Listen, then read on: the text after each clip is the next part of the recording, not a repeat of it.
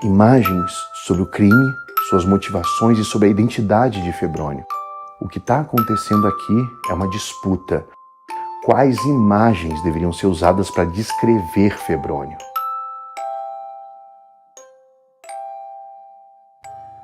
Mas quais seriam as imagens criadas por Febrônio sobre si mesmo?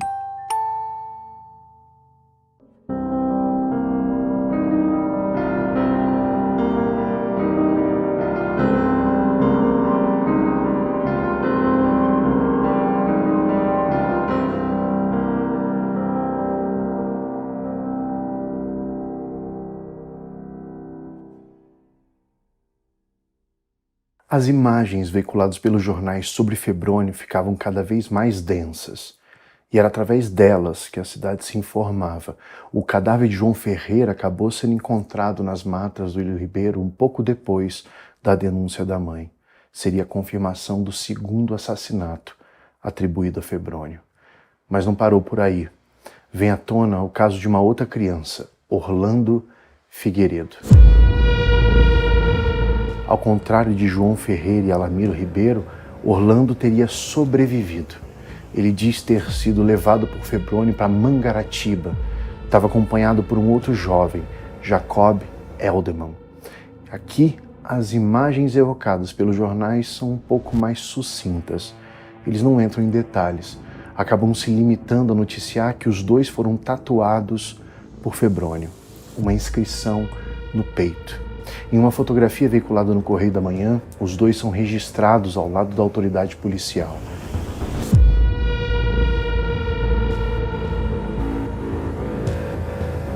Jacob, com a camisa aberta, exibe a tatuagem feita por Febrônio. O desenho foi realçado pela edição do jornal para ser visível pelos leitores.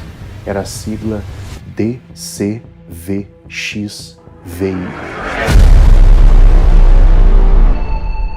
As declarações de Febrônio sobre o significado dessa inscrição não são lá muito levadas a sério pelos jornais. Elas são qualificadas como tentativas de Febrônio de fugir à responsabilização, passando-se por louco.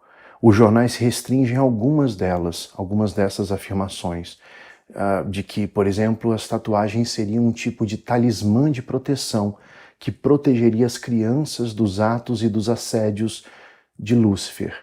Ainda, a sigla DCVXVI significaria Deus, caridade, virtude, santidade, vida e ímã da vida.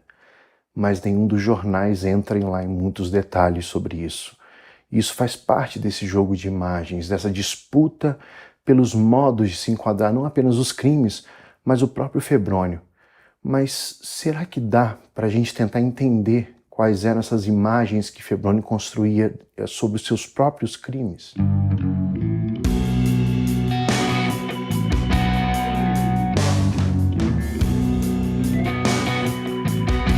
Primeiro, as tatuagens. Febrônio tinha a inscrição DCVXVI tatuada ao redor do próprio torso.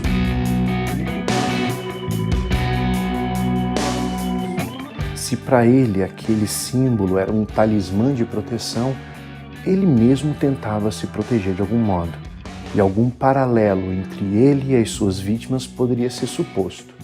No peito tinha ainda uma outra tatuagem, Eis o Filho da Luz.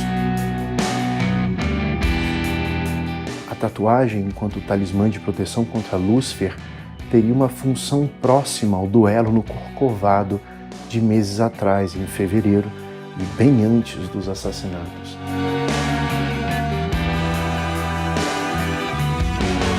Há uma série de imagens que Febrônio meio que articula, imagens para além das que são filtradas pelos jornais, mas tem algumas lacunas que vale a pena destacar, a começar por Jacob Elderman.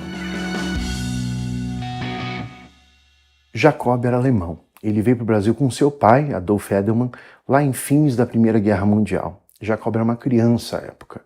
Ele ajudava com seu pai em pequenos trabalhos do comércio e assim seguia tentando uma vida nova do lado de cá do Atlântico. Mas boa parte da vida dele é uma lacuna. O inquérito contra Febrônio não aprofundou lá em muita coisa a trajetória dele. e os jornais contribuíam ainda mais para essas lacunas. Por exemplo, o Gazeta de Notícias, de 14 de agosto, tenta explicar a história de Jacob, mas algumas informações elas são publicadas de forma errada, outras são deixadas nas sombras e sequer são explicadas. De forma errada, por exemplo, o jornal o trata como russo, não como alemão. Mas não é só isso, a coisa vai além. Nos jornais, Jacob é entendido como uma vítima de Febrônio, e os elementos que eles levantam sobre a vida de Jacob são selecionados para reafirmarem essa imagem. O Gazeta de Notícias dizia que lá em fevereiro de 1927, meses antes dos crimes de Febrônio, o pai de Jacob o levou para o hospital da Santa Casa de Misericórdia. Jacob teria passado mal, mas não é explicada qual foi a enfermidade. O que a gente sabe pelos jornais é que o pessoal da Santa Casa logo transferiu para outra instituição, o Hospital Nacional de Alienados.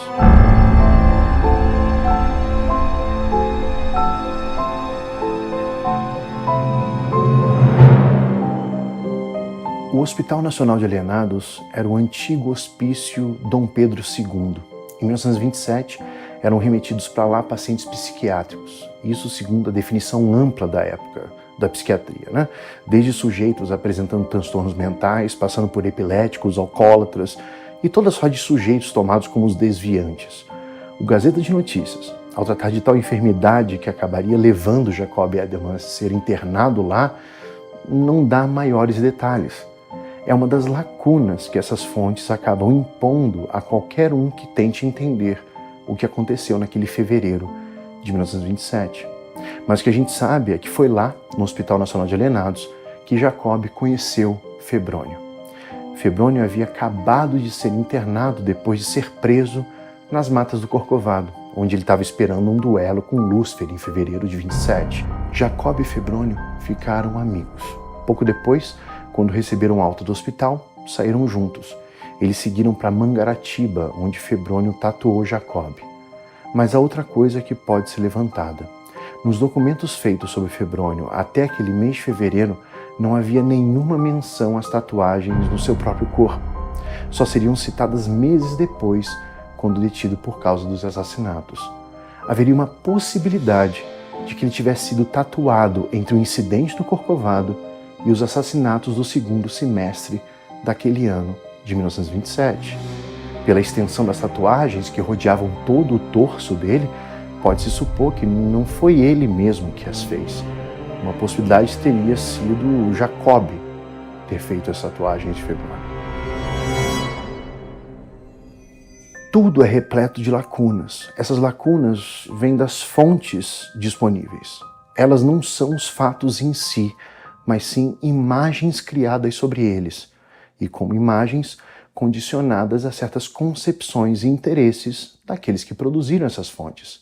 Chegar à ideia de Febrônio sobre si mesmo, sobre as imagens que ele mesmo utilizava para decifrar o Rio de Janeiro, é uma tarefa limitada por essas fontes. O que aparece nos jornais não é o Febrônio, mas Febrônio segundo os jornais. Há um apelo a imagens religiosas, como as tatuagens ou o episódio do Corcovado, mas entrar para valer nas construções dessas imagens é praticamente impossível. Ou será que não? No ano anterior aos assassinatos, em 1926, Febrônio escreveu um livro, o Revelações do Príncipe do Fogo. A partir dele, as imagens do próprio Febrônio poderiam ficar claras.